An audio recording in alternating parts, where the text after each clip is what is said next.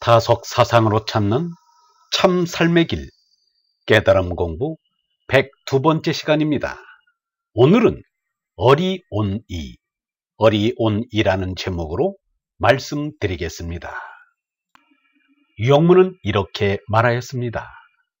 우리 맘에 어리오면 얼오니, 어른이 된다. 어른이 되면 망상이 깨져 실상이 된다. 현실을 알게 되고 따지게 된다. 이것이 마음이다. 마음은 없어져야 마음이다. 진화가 없어야 마음이다. 무념무상이 되어야 이런 마음이 거울 같은 마음으로 어리다. 참된 얼라의 행복은 진화가 온전히 죽는 데서 이루어집니다. 진화가 죽었는지 살았는지 알고 싶은가? 마음속에서 시샘이 일어나면 진화가 살아있다는 증거입니다. 샘내는 마음이 없으면 진화가 온전히 죽은 깨끗한 마음입니다. 세상 사람들이 불행을 느낄 때는 샘낼 때이고 행복을 느낄 때는 뽐낼 때입니다. 그것은 짐승인 진화의 삼도 가운데 진성이 있기 때문입니다. 시샘이 강한 이는 행복할 겨를이 없습니다. 누구도 뭔가 한 가지는 나보다 낫기 때문입니다. 그것이 바로 함유일덕입니다. 그렇게 세상 사람을 다 이길 수는 없으니 시샘을 멈출 겨를이 없는 것입니다. 옛 속담에도 사촌이 땅을 사면 배가 아프다는 말이 있습니다. 시샘은 가까운 사이에서 더 잘 일어난다는 것입니다. 그래도 바둑은 제자가 스승을 이겨주는 것이 보은하는 길이라고 합니다. 제자에게 지면 스승이 기쁘다는 것입니다. 부모도 자식에게 지면 행복을 느낍니다. 가문의 발전이 거기에 있기 때문입니다. 그런데 기가 막히게도 쇼펜하우어는 명성에 대한 질투 때문에 어머니와 서로 원수처럼 미워하게 되었습니다. 어머니에 대한 미움이 여성 혐오증이 되어 쇼펜하우어는 평생 독신으로 살다 죽었습니다. 그렇게 된 사연은 이렇습니다. 아버지가 사망하자 어머니는 아들 쇼펜하우어를 두고 재혼했습니다. 그 후 어머니와 아들은 날을 정해놓고 만남의 시간을 가졌습니다. 그런데 어느 날 어머니와 아들 사이에 언짢은 일이 일어났습니다. 어머니는 소설가요, 쇼펜하우어는 철학자였습니다. 어머니는 같은 문인인 게테와 아는 사이였습니다. 게테가 그녀에게 아들이 앞으로 유명한 철학자가 될 것이라고 칭찬을 하였습니다. 여느 어머니라면 얼마나 기뻐했겠는가. 아들이 장래에 이름난 철학자가 될 것이라고 대문호가 칭찬을 하였으니 말입니다. 그런데 쇼펜하우어의 어머니는 아주 불쾌하게 여겼습니다. 한 집안의 유명 인사가 둘은 나오지 않는다는 속설을 믿었기 때문입니다. 자기의 아들이 철학자로 유명해지면 자기는 유명한 소설가가 되지 못한다는 말로 받아들인 것입니다. 어머니의 마음을 읽은 쇼펜하우어는 자기가 유명해지면 어머니의 이름도 세상에 널리 알려질 것이라고 말했습니다. 어머니는 아들을 밀치고는 그 자리를 떠났습니다. 그 뒤 죽을 때까지 24년 동안 두 사람은 만나지 않았다고 합니다. 그 어머니의 그 아들이라 하겠습니다. 그 모자는 진화가 센 사람들임에 틀림이 없습니다. 자기보다 더 잘난 이라면 어머니도 아들도 볼 수 없다는 투기의 화신이라 하겠습니다. 그런 마음에는 행복의 꽃이 필 수가 없습니다. 불행의 가시만 돋습니다.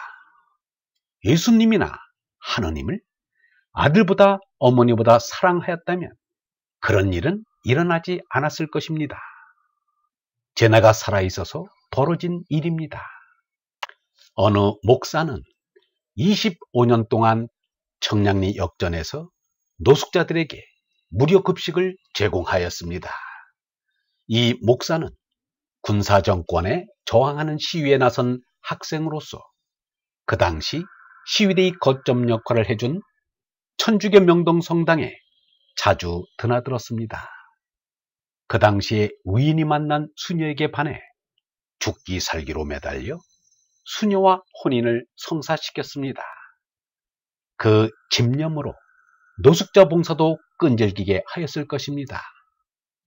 그 목사의 어머니는 지아비를 여의고 교회 전도사로 오랫동안 심우한 크리스천입니다.